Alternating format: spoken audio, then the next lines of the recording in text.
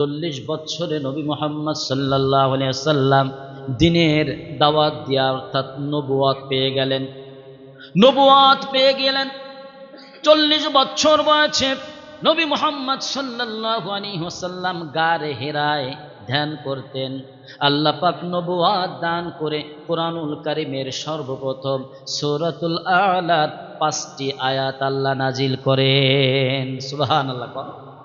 আল্লাহ তাআলা বলেন, ইকরা বিসমি রাব্বিকাল্লাযী খলাক খলাকাল ইনসানা মিন আলাক ইকরা ওয়া রাব্বুকাল আকরামুল্লাযী আল্লামা বিল কলম আল্লামাল ইনসানা মা লাম ইয়ালাম। যেরকম আল্লাহু আকবার।